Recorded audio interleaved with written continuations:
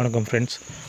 நாங்கள் இன்றைக்கி என்ன பார்க்க போகிறோம்னு சொன்னால், நம்மளோட எஃப்செட்எஸ் 2.0 பைக்கில் டயர் மாற்றுற சமூகத்தை தான் நாங்கள் பார்க்க போகிறோம். பார்த்திங்கன்னு சொன்னால் தெரியும் டயர் எப்படி இருக்குன்னு சொல்லி. நல்லா தேஞ்சு போயிருக்கு. ஒரு ஓரத்தில் நான் புது டயர் மாற்றினேன், அந்த வீடியோ போட்டு நீங்கள் பார்த்துருப்பீங்க. ரைட். இப்போ இந்த பைக் வந்து பார்த்திங்கன்னு சொன்னால் கிட்டத்தட்ட ரைட் அதில் 22,236 கிலோமீட்டர் ஓடி இருக்குது. 2018 எடுத்த பைக்.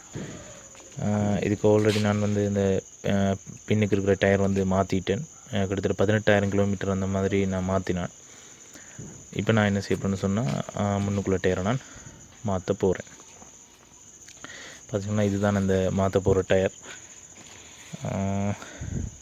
இது வந்து டிஎஸ்ஐன்ற டயர் தான். அநேக நாட்கள் சொன்னாங்க கிட்டத்தட்ட இது கொஞ்சம் வழுக்கும் அந்த மாதிரி அப்படின்னு சொல்லியிருந்தாங்க. ஆனால் நான் எம்ஆர்எஃப் டயர் தான் மாற்றுவோம்னு தேடினா எம்ஆர்எஃப் கிடைக்கல. அதனால் கிடைச்ச டயரை வாங்கி போட்டேன். இதோட ப்ரைஸ் வந்து பார்த்திங்கன்னு சொன்னால் கிட்டத்தட்ட 10,500 மாதிரி முடிஞ்சுது. வாங்க நாங்கள் இந்த டயரை கொண்டு போய் நம்ம டயர் கடை ஒன்றில் மாற்றுவோம். அப்படியே தொடர்ந்து வீடியோவோடு அணிஞ்சிருங்க.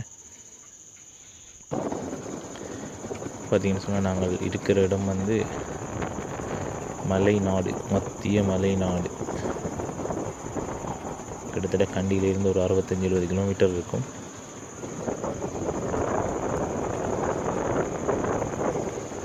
இந்த ரோட்டெல்லாம் இந்த மாதிரியான ரோட்டில் நாங்கள் பயணிக்கல. நம்மளோட டயர் வந்து நல்லா இருக்கணும். இப்போ இல்லாட்டி சறுக்கிற தன்மை அதிகமாக இருக்கும். ரோட்டை பார்த்திங்கனாலே தெரியும். ரைட்டு, இதுதான் அந்த டயர் கடை. அந்த டயரை மாற்ற போகிறோம்.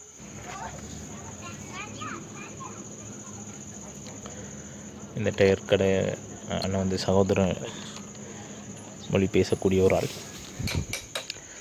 தமிழும் நன்றாக தெரியும்.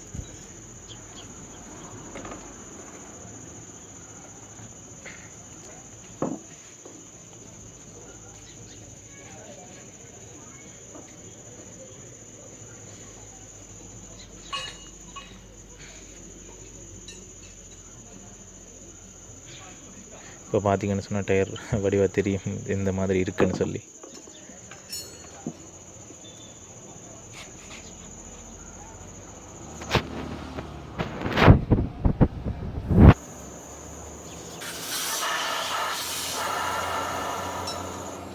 இந்த வீடியோ கொஞ்சம் நீளமாக தான் இருக்கும். மெயின்னு சொன்னால் நான் முதல்ல ஒரு வீடியோ ஒன்று போட்டேன். அதாவது பின் டயரை மாற்ற வீடியோ ஒன்று போட்டேன். அப்போ அதில் அவங்க சொல்லியிருந்தாங்க, கமெண்டில் கேட்டிருந்தாங்க என்னென்னு சொன்னால், அந்த வீடியோவை ஃபாஸ்ட் பண்ணாமல் கொஞ்சம் தெளிவாக அவர்கிட்ட ஸ்டெப் பை ஸ்டெப்பாக போடுங்கன்னு சொல்லி. அதனால் நான் ஒரு சில இடத்துல மட்டும்தான் ஃபாஸ்ட் பண்ணி போட்டிருக்கேன்.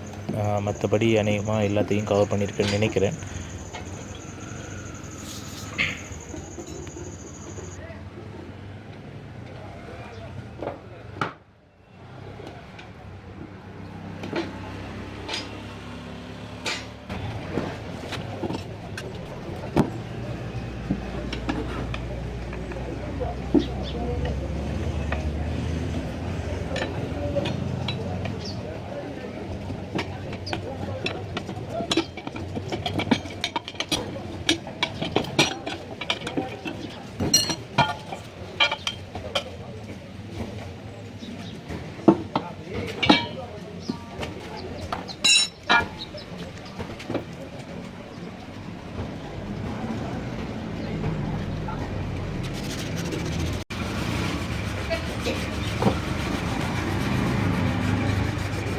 டயரில் ஒரு பேட்ச் கூட வந்து ஒரு பேட்ச் கூட இல்லை.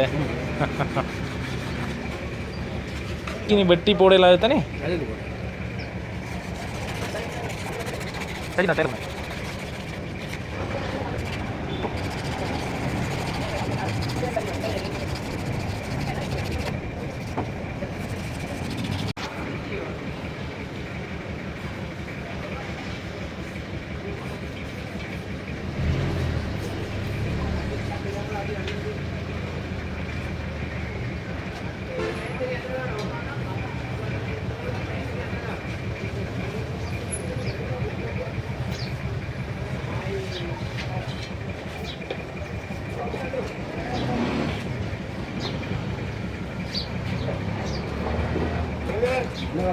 போட்டு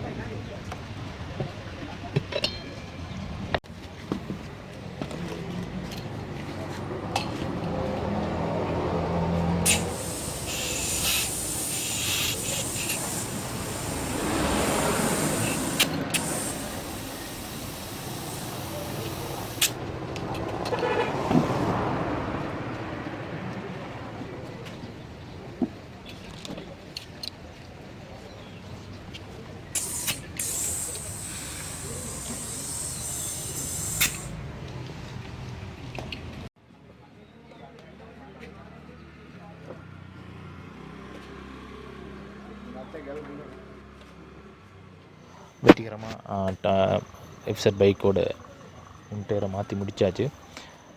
இவர் இந்த மாத்திரத்துக்கான பணமாக 200 ரூபாய் தான் அறவிட்டார். நான் நினைக்கிறேன் கொஞ்சம் சீப்பாக இருக்குன்னு தான் நினைக்கிறேன்.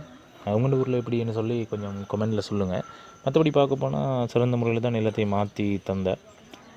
பார்த்தீங்கன்னா சொன்னாலே தெரியும் அவரோட வேலை எப்படி இருக்குதுன்னு சொல்லி கமெண்ட்ஸில் சொல்லுங்கள். பட் இந்த டயரை பார்த்தீங்கன்னு சொன்னால் இது முதல் போட்டிருந்த டயரை விட கொஞ்சம் அகலமான டயர் தான். அதோட பார்த்திங்கன்னா சொன்னால் சில பேர் சொல்லுவாங்க அகலமான டயர்னு அந்த மக்காட்டில் எங்கேயாச்சும் தேய்க்கும் அந்த மாதிரி அப்படி இருக்கலாம்னு கேட்டாங்க. அதாவது முதல் பின் டயர் மாற்றும் போது அந்த மாதிரி கேட்டாங்க. அந்த பின் டயர் மாற்றுறது முதல் இருந்த விட கொஞ்சம் அகலமான டயர் தான். ஆனால் இது பிரச்சனை இல்லை, அந்த மாதிரியான பிரச்சனை ஒன்றுமே இல்லை. ஆனால் நல்ல க்ரிப்பாக இருக்குதுன்னு சொல்லலாம். ஓகே, இன்னொரு வீடியோவில் சந்திப்போம். மறக்காமல் இந்த வீடியோக்கு லைக் பண்ணுங்கள், சேனலை சப்ஸ்கிரைப் பண்ணுங்கள். ஏதோ ஒரு வகையில் இந்த வீடியோ உங்களுக்கு பிடிச்சிருந்தா மேலும் ஃபாலோ பண்ணுங்கள், பெல் பட்டனை கிளிக் பண்ணுங்கள். இன்னொரு வீடியோவில் நாங்கள் சந்திப்போம். நன்றி, வணக்கம்.